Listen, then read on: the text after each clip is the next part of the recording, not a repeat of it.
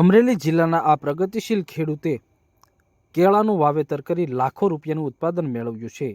ક્વોલિટીમાં ખૂબ જ સારી ક્વોલિટીના કેળા તૈયાર કરતા તેઓને ભાવ પણ વધુ મળી રહ્યો છે.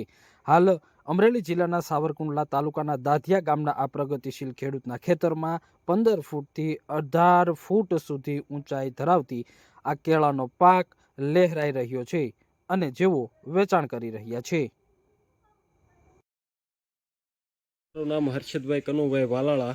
મારું ગામ છે દાધિયા, તાલુકો સાવરકુંડલા, જિલ્લો અમરેલી. મારી કેળ છે 25 વીઘાની કેળ છે અને છેલ્લે 7 થી 8 વર્ષથી હું કેળનું વાવેતર કરું છું અને 1 વીઘામાં 700 છોડ આવે છે અને એક છોડને એનું વજન એક છોડમાં એક લૂમનું વજન 30 કિલોથી લઈને 55 કિલો સુધીનું વજન થાય છે અને એક છોડની હાઇટ મારા ખેતરમાં 12 ફૂટથી લઈને 18 ફૂટની હાઇટ છે અને થડ બધા એમ જુઓ તો નાળિયેર જેવા થડ લાગે છે.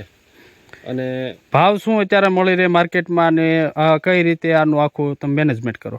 ભાવ માર્કેટમાં 300 રૂપિયાથી લઈ અને 500 રૂપિયા સુધીના ભાવ મળે છે. વીઘે કેટલું થાય? વીઘે માનો કે 600 મણથી લઈને 900 મણ સુધીનું ઉત્પાદન મળે છે.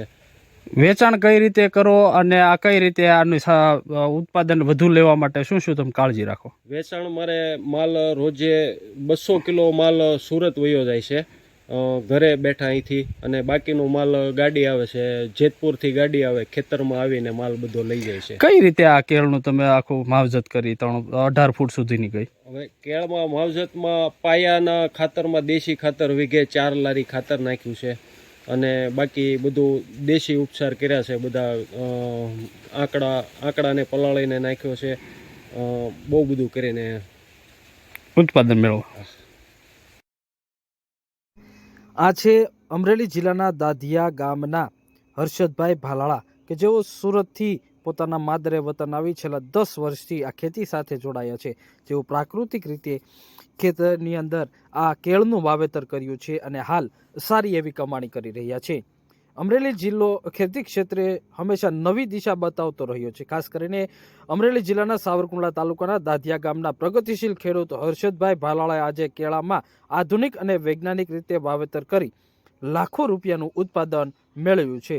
તેમની ખેતી માત્ર આજે વ્યક્તિગત સફળતા નહીં પરંતુ આસપાસના ખેડૂતો માટે એક પ્રેરણાદાયક ખેતી બની છે.